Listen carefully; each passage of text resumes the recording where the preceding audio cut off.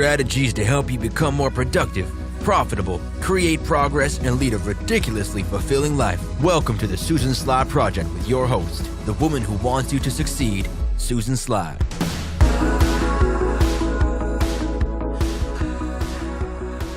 Well, hello, and wherever you are listening in the world, I want to welcome you. And I have a question for you.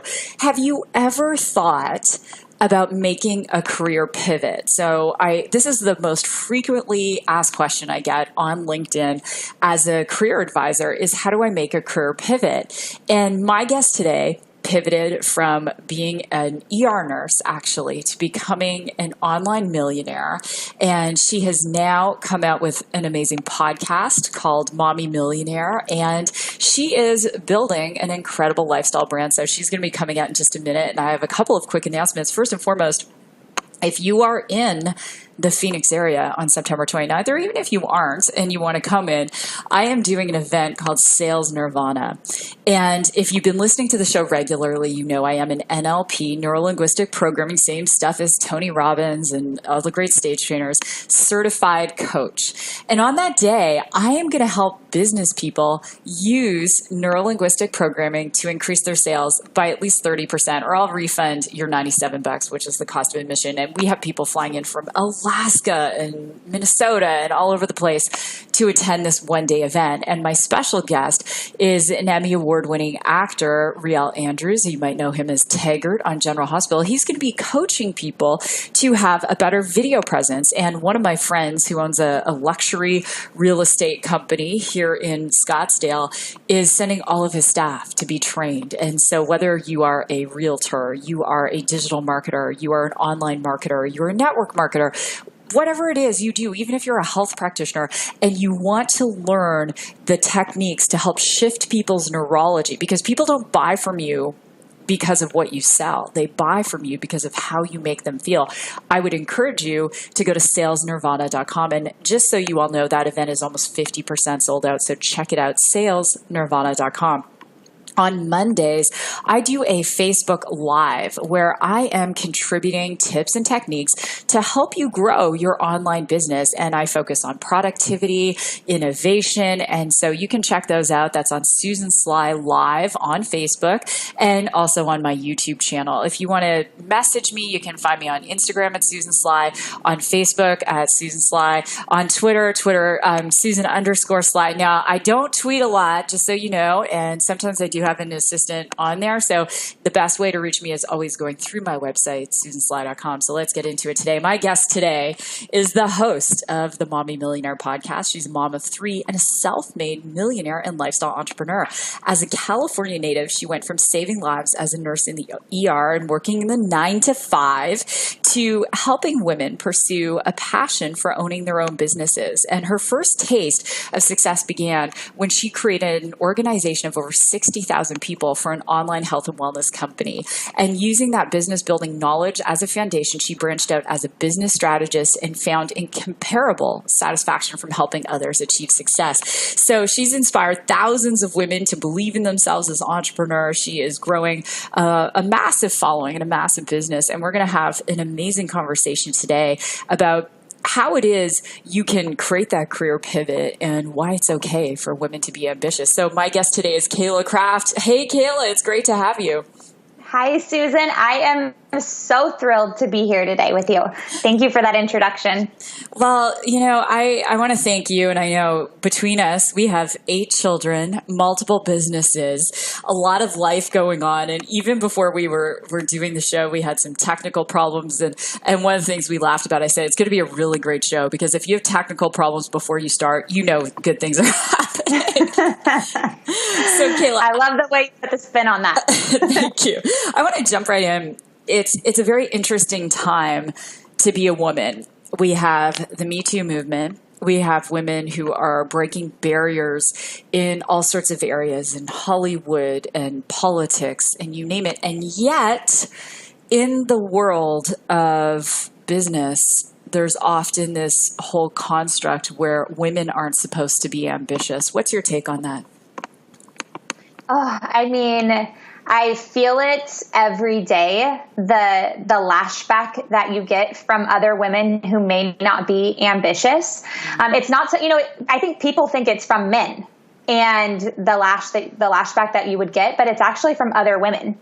And I remember when I first started my business 7 years ago, I was getting unfriended from play dates, unfriended like in real life from these girls that I had spent so much time with, because I instead of talking about people, I wanted to start talking about my goals and my dreams and all these things I wanted to accomplish in my life and help people. And people just didn't like it. And so, it's kind of like, I think about in nursing, it was the same way. It was kind of like dog eat dog. Mm. And I sometimes think it's a girl eat girl world. And what I mean by that is it's like, it's not the men that are saying, women can't be ambitious. It's men or it's women saying, you know what, why don't you stay small down here with me? And I'm like, no way, let's go. So it's going to be there. And I think that, when God gives you a dream and he puts that vision in your heart, you have to just, put blinders on and become laser focused and not worry about what other people are saying. Mm. I love that. And I felt that myself too. I remember when I've had an online business since the 90s. Okay. So, and so people, it's funny because people will often look at someone and say, you're supposed to be a certain way, and I'm sure you've observed that early on. Like, why don't you just stay a nurse, right? Not that there's anything wrong with nurses. And many of my good friends are nurses. My mom was a nurse. My mother-in-law was a nurse. But you had a different dream, and your whole life has been dedicated to service, and you're serving, massive amounts of people right now. It's I remember when I first started one of my businesses that I've had for 15 years, that my quote unquote best friend, who was the godmother of my child, refused to be my friend. And because part of it was I became, as I started to become successful and I brought my husband home, whether it was jealousy or I was defying what she thought, I should be or whatever. And it hurts. It hurts. Let's just, mm-hmm. Cayla, would you say, like, have you ever had those wall kicking moments where you thought, gosh, this really hurts, and you were startled by the reaction of some other women when it came to this? Oh my gosh, so many. I mean, it's so painful. And I tell people it's kind of like grieving a death, because that person that you loved and that you thought would, just be whoever you wanted them to be in your life is no longer that person. Like, they can't be that person in your life anymore. And so it's like you have to say goodbye to them. Mm-hmm. And it's so painful. It's like, you go through the stages of grief where you get angry, you get sad, and then, then I don't remember all the 7 stages, but there's like the stages that you go through. And I've done that so many times over just the last 7 years because, one of my friends, Kathy Heller, put it this way. She said, some of us are living life with a lampshade over our light bulb, and, it's kind of dim. It's not too bright so people can sit in your presence. And then the moment you decide to take your lampshade off and really shine, some people in that room that were used to the dim light no longer can't handle the brightness. And so they have to leave. And I loved the way that she put it, because it's like it's nothing wrong with them. It's just that you're shining so bright, they're not ready to handle it. And then one day maybe they might take their lampshade off too and be used to the bright light. But, it takes time, and you can't make them wrong for it. You just have to, kind of move on with your journey. But it hurts. It does. It does. And I see a lot of women play small, because one of my favorite things to say is this: if someone isn't going to cry at your funeral, they don't earn the right to an opinion over your life. And there was a study done on people who cried at funerals, and on average it was 4. So Cayla, there are 4 Wow. people, right? And we go through our life or even our day, and we're, sometimes as women thinking, oh my gosh, if I do this, she's not going to like me. Why are we thinking that? We're going to help a lot more people being successful and being role models to our children. And I look at the online space, the digital space, and all of the people who are talking digitally. And there's a lot of amazing trainers out there, and a lot of them are men. And I think that when it comes to building an online business, to build an online presence, this is an amazing landscape for women, because it does offer us that flexibility to be creative, which is an amazing outlet, and also to be building when it's conducive to our schedule with our kids and so on. What advice would you give to a woman who's thinking about making a career pivot? So let's say that, she's a physician or an attorney or a nurse or whatever it is she's doing right now, and saying, gosh, I would love to build an online business. I would love to reclaim my life and get out of the rat race, and I want to, work from home. What advice would you give to her? I would say stop thinking and just start doing. And what I mean by that is just take the next step. Sometimes we think of the long journey ahead of us, especially if you're starting from ground zero, and you just need to think about what's the one next step that I could take. So if you're a doctor and you're wanting to, go online, well, are you even on social media? Like, get a social media presence going, and then start to create a tribe of people that may buy from you one day. So it's really not that complicated. And sometimes we just keep getting ready to get ready. We're waiting for the perfect timing. And I'm here to tell everybody it's never going to be the perfect timing, because life is always happening. So just focus on that one next thing that you can do that's going to move the needle closer to where you want to go. No, it's never going to be the perfect time. Right. I love that. And it never is. And going back to this whole piece, it's fascinating to me that, here you are, and you've got the chutzpah. Let's use that word. I grew up in a Jewish, Buddhist, Christian household, so I'll use that word, chutzpah. You've got the chutzpah to say, or the gravitas to say, you know what, I'm going to do this, and I'm going to redefine who I am, and I'm going to create something different. And then from there, building a successful business, and now branching out even further. Has there ever been a moment where you questioned yourself? Yes. I think anytime that you're doing something new, if you're not scared, why are you even doing it? Is it even the right path for you to go on? Because I feel like everything worth doing is something scary, because it grows you as a person. And I always have those moments, because we live in a society where instant gratification, I can post something on social media, and within 1 hour I could have 700 likes on it, or double taps. And I'm like, I get that. Oh, okay. What I'm saying is it needs to be heard. And it's that instant gratification. It's just the reason why I go to a florist to get a bouquet of roses instead of, prune my own rose garden. I'm not going to do that. And when you're growing a business, an online business, it doesn't happen like that. Likes doesn't translate to the bank. Mm-hmm. And so, sometimes there was like this, oh my gosh, like, do people really want what I have to offer? And yes, they do, but it just takes time. You have to really perfect the perfect offer, and know that it doesn't happen overnight, that anything worthwhile takes time. And so I always have to remind myself of that constantly. Absolutely. Yeah. I love that. If you aren't scared, why are you doing it? And there are a lot of, and sadly, when you look at the failure rates of business, so 50% of businesses fail the first 5 years. And I believe it's something like 90% don't even make it to year 10. And I've had an online presence since 95. So let's go back and do the math, right? How frightening is that? 22 years. And the reality is that the landscape is constantly changing. Business is constantly changing. We've got to be adaptable, and change can be terrifying. It can be exhilarating.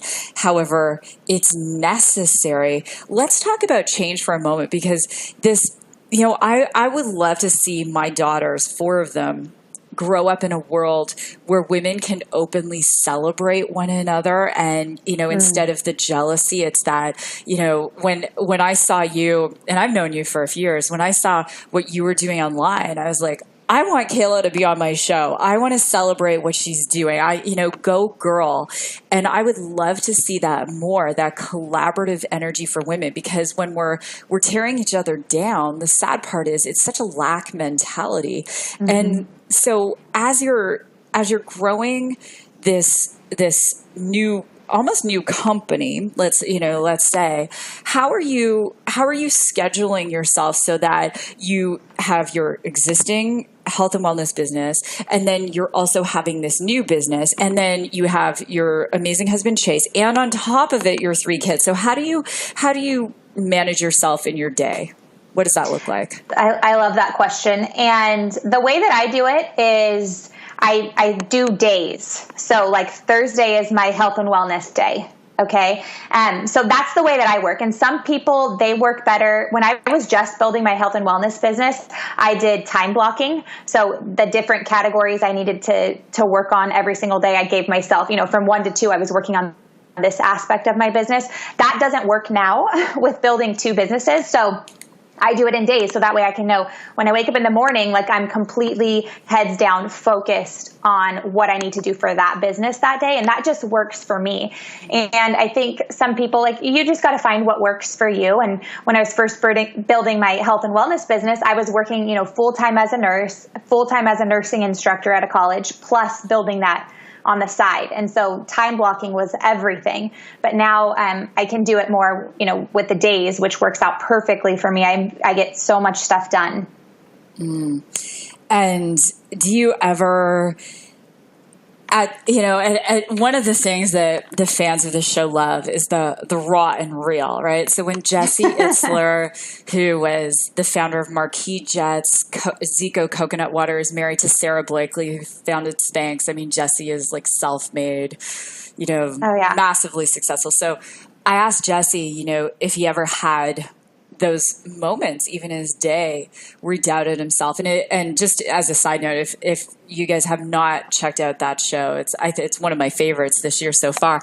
That, and I know this show is going to be like massively a favorite as well. That one of the things Jesse said is that as a man, he started journaling. He had to get stuff out of his head and onto paper. And if he wasn't, and in his new book, Living with Monks, rather, he talks about this too. But if he didn't get it out of his head, Cayla, and onto paper, he would ruminate on it. So what is your strategy? Because, it sounds great. There are Cayla and Susan, and they have these very successful online businesses. They make all this money. They make it look so easy, but I know you have moments in the day. I have moments in the day.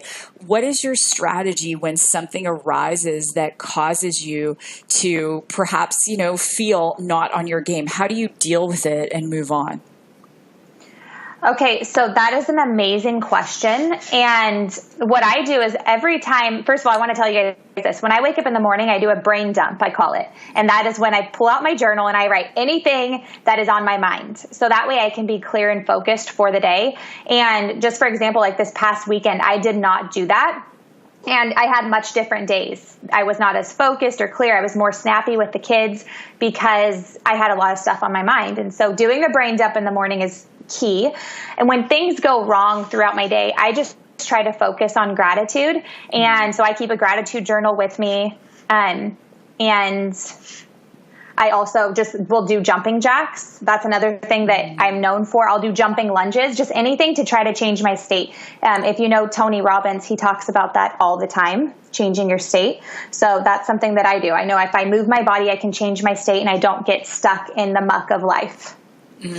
That's great. And I love your honesty and transparency. Because there are people out there who like and it's this, yeah. And I love how you so beautifully articulated. Yeah, I have those moments. I do, and this is what I do. And it's so important because as women, when we ruminate on stuff, it deeply affects our hormones. I meet so many women. Well, you are a nurse, so you know all about adrenal fatigue, right? And I meet so many women who are adrenally fatigued. They're holding onto stuff. It's either causing weight loss or weight gain or hair loss, or, you know, it's causing something, it's acne and all this stuff. And the brain dump piece that I do the same thing. And it's like a 12-minute, just have at it, any situation. And then I have an outdoor fireplace and I go and burn that paper. I'm like, yeah, I just need to get it out. And things are in business, things are going to arise in the day. And we all have to have those strategies and techniques that are going to shift our state, that are going to get us into that place where we can serve. Because the people who are the most successful in business have figured out a way to serve massive amounts of people, whether we like those businesses or not. You know, McDonald's, as an example, has figured out a way to serve, you know, cheap food to massive amounts of people. And the same thing with Amazon. They figured out a way to ship things with, you know, just very inexpensively to massive amounts of people and make it so convenient. And it's the same thing.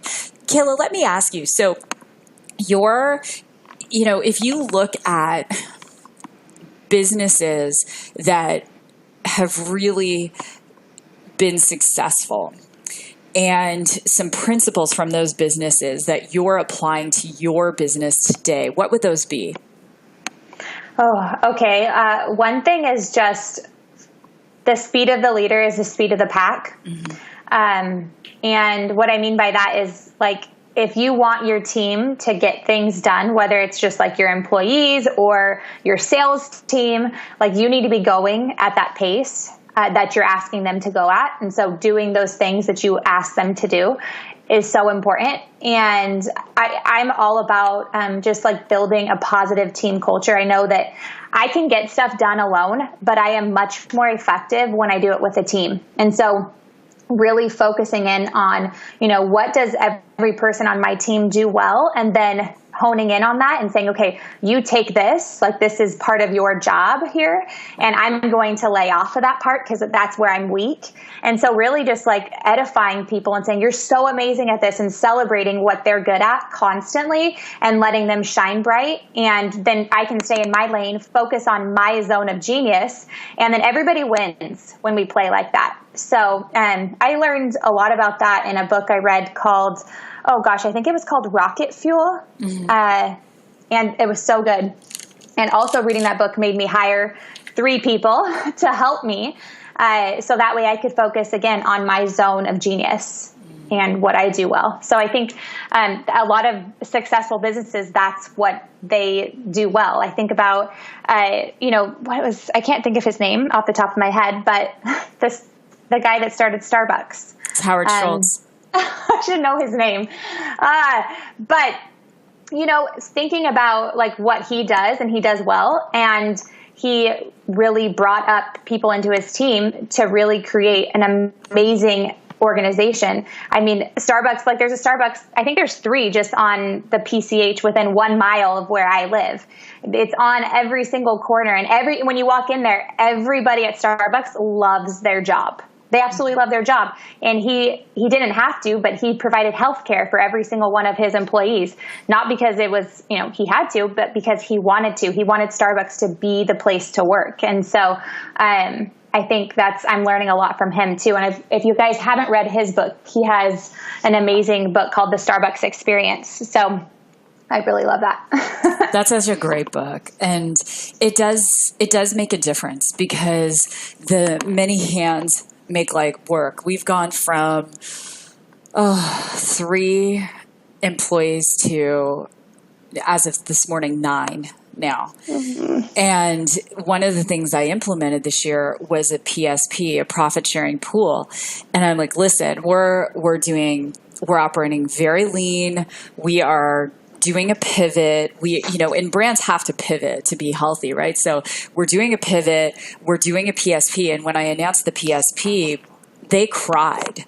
And that I structured it is that because they're contractors, that essentially the more they do, the more their shares in the PSP. And they were weeping. And it was such an emotional, it was an emotional staff meeting that we had. And, we're not even for that division of the company. We're now 9 months in and implementing a PSP. And I love what you said about staying in your lane, really deeply caring for your employees and having the right people. Let's talk about this for a moment, because so many people are going to listen to this and go, oh, okay, well, I got to hire people. And it may seem like a great idea to hire your best friend or someone who's so effusive. However, one of the things I've learned over time, I ran a health club. I had employees. I was the top producing sales manager in the world for the largest health club chain in the world. I had 54 people that reported to me. So I've done the corporate thing. I've owned the brick and mortar. I'm in a brick and mortar again and an online business. It's about having the right people. So, Cayla, how do you personally discern who gets to be working with you? Oh, okay. I love this. And I tell people I only hire unicorns. And now I do, because I've learned the hard way over the last, I started hiring people about 5 years ago. And it was a hard process to learn. But now what I do, this is really fun. I use Indeed.com, and that's where you can post jobs, and they could be temporary jobs or permanent positions. And I always put things in there that people that I'm looking for, let's say I just hired a new executive assistant, and I put in there something that they would only find these things and answer these questions and put them in where they were supposed to put their resume if they read the entire job description, which was I think it was 4 pages. And so I knew that if somebody were to read that whole entire thing, because I was looking for a very detailed person, that I would at least interview them. And so we had over 450 people apply for the position, and only 10 people actually did the whole job application right. So it really helped us out a ton, because, all those other people, they didn't answer the questions in the middle of the application. So they were weeded out. That's not who I'm looking for. So you could set up little things like that to go, okay, I really need a detailed person. If you're the creator, you need an integrator. And so that's somebody that can do all the tasks and make your dream come to life. And so you need to do, just stuff like that really will weed out them. And then I do a whole series when I'm interviewing people, just to asking them random questions, but not the normal, what is your previous job experience? That's all important and everything, but I care more about the person's character that I'm hiring. So I ask them lots of life questions. What do you do in this situation? What do you do if somebody cuts you off? What do you do, when somebody at the grocery store can't pay for the groceries ahead of you? What would you do in that situation? And I like to know that I have good people all around me, especially if I'm going to be working with these people 40 hours a week. I want to know that I'm working with good character, because I believe any skill can be trained. And so they don't need to know exactly how they're going to do the job I want them to do. I just need to know that they're a good person. And so I really take time getting to know people. And I think always go with your gut too when you're hiring people, because sometimes I've not gone with my gut and I've gone with the paper that was in front of me looking at their resume, and it's always turned out bad. Yes. Mm-hmm. Yeah.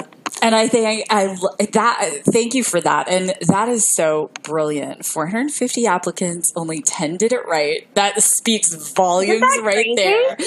Yeah. I interviewed Cameron Harold, and he wrote several books. He's a New York Times bestselling author, Meeting Suck, and, another one. Anyway. And one of the things Cameron likes to do is he will take all the applicants that pass the muster and throw them on a Zoom. And this is how he sees how people operate under pressure. And then he will ask the person that he likes the best who they think should be hired and why, if it isn't them. Ooh. Because he wants to see and he grew the company 1-800-JUNK from 14 million to 180 million during his like couple years there. And then he went and grew another one and so on and so forth. So he's a really bright guy. And so he wants to see how that person delegates and if there's any shred of an ego there. Because if the person goes, well, I wouldn't hire them, I'd hire me. Instantly, he says, even though I really like that person, they aren't going to work. Oh, that is genius. I love that. Yeah. So as the company grows, and sometimes that, and I think that the big thing too that I've learned is spelling out the parameters and being very clear at the forefront, because when I have found when I haven't been clear, that's when everything goes sideways and backwards, right? So, yeah. Mm-hmm. And communication is key. Oh, yeah. And having a great second in command. Like, I can't emphasize that enough. Someone that you know is going to like go for all the details and has the different strengths, and people often hire people like them. That's like being married to someone just like you. Not a good idea. Oh, yes. Yep. Before we play Truth or Truth, and this, I love everything that you have brought to this, and I know that right now the show goes to about 91 different countries, so I know that women all over the world are going to be so deeply appreciative.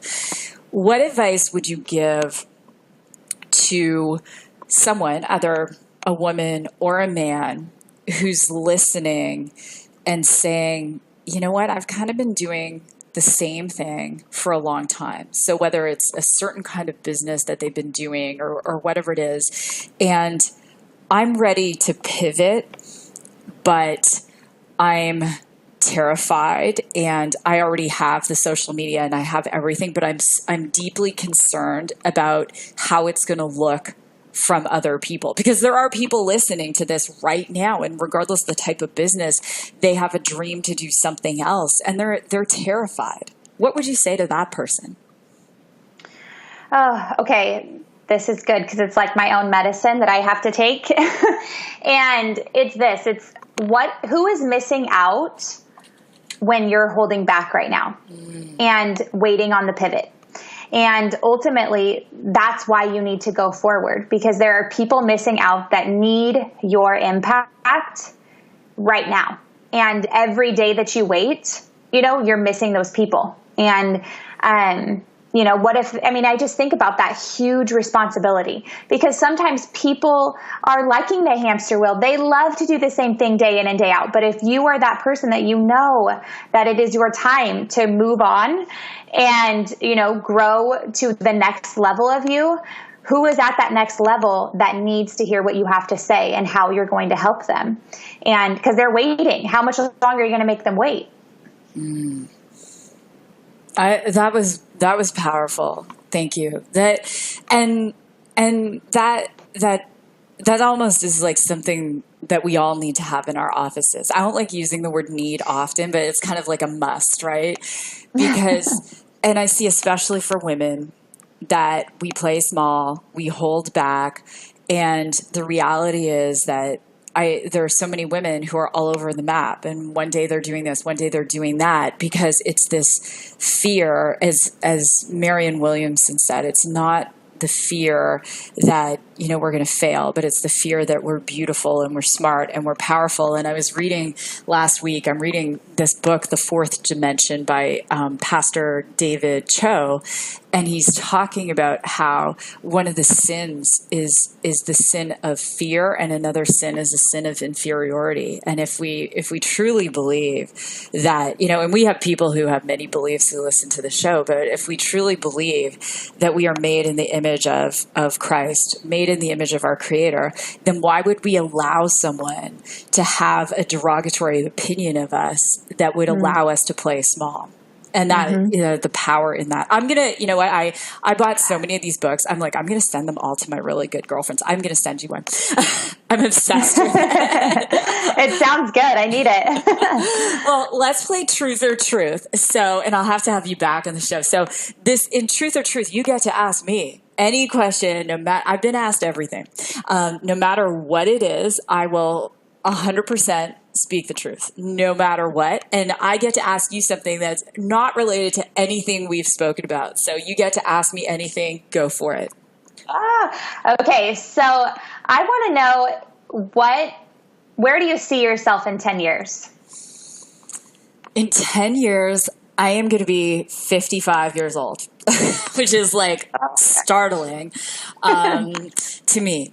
And there are three key things I like to do. So one is I would like to build, and I'm in talks to do this right now. I would like to build a tech company where I design the tech, create the tech, license the tech out, and we do an IPO or we do a play for a purchase play. And so I started that process already. I want to design something. This is emotional for me, Cayla. I see a lot of small business owners, and especially with the new tax legislations or people in network marketing who are really struggling. So I'd like to design software that will help everyday folks make enough money when they're just sharing to, pay a mortgage or send their autistic child to the right school or whatever it is. So I'm in the process of doing now. So I want that to be wildly successful, and it's already IPO'd, and it's, or it's been purchased.